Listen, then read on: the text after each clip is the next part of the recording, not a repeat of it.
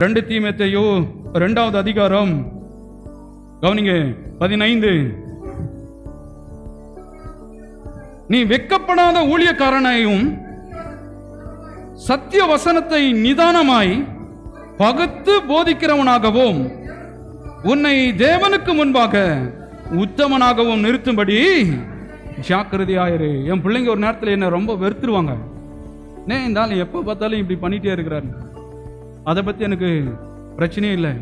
அதை சொல்லிடுவேன். என் பிள்ளைங்களுக்கு நல்ல தகப்பனா இருக்க விரும்புகிறேன். அது அவங்களுக்கு இன்னைக்கு தவறாக தெரியலாம்.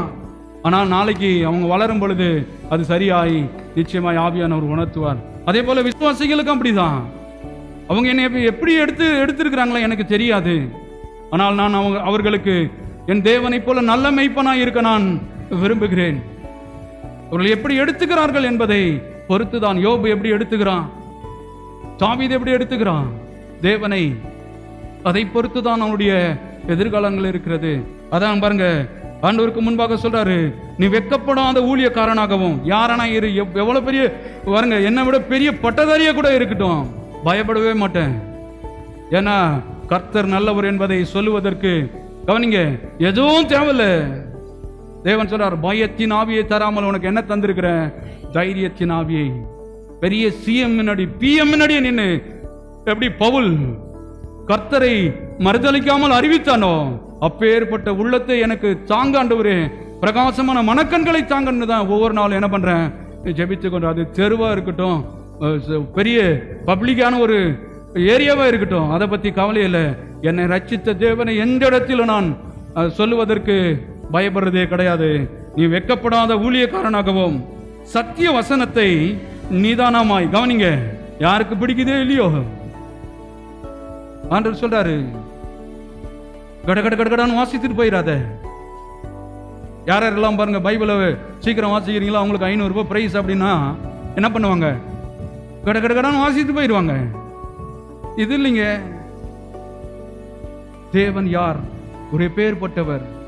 அப்படியே உள்ளம் தாயுடைய உள்ளத்தை காட்டிலே பேர்பட்டது. அன்பு, அப்படியே ஆழம், நீளம், இதெல்லாம் நிதானமாய் பகுத்து அறிய வேண்டியது ரொம்ப அவசியமான விஷயம்.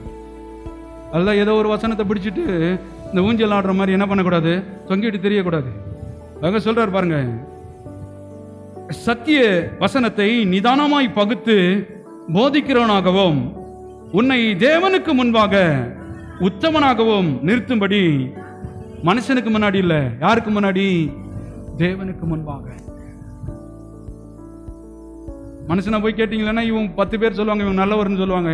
இன்னொரு 10 பேர் என்ன சொல்லுவாங்க, ஒரு ஆளே சரியில்லைங்க அப்படின்னு சொல்லிடுவாங்க. அதை பத்தி ஒரு கவலையும் கிடையாது. தேவனுக்கு நமக்கு ஒரு தொடர்பு இருக்கிறது.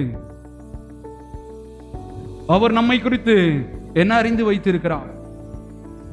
நீ அவரை குறித்து எந்த அறிவிலே நீ அவரை வைத்திருக்கிறார், அதை பொறுத்துதான் உன்னுடைய ஆசீர்வாதங்கள். நீ விடுதலை ஆகிறதோ ஆகாது போகிறது எல்லாம் அதான் காரணம். இன்னைக்கு கூட வியாதிகள் இருக்கிறது, பிரச்சனைகள் இருக்கிறது. இதெல்லாம் தீராமல் இருப்பதற்கு காரணம் தேவன் கிடையாது. நாம் அறிகிற அறிவு சரியான அறிவு இல்லை. இதுதான் நம்மளை சுத்தி சுத்தி சுழன்று கொண்டிருக்கிறது.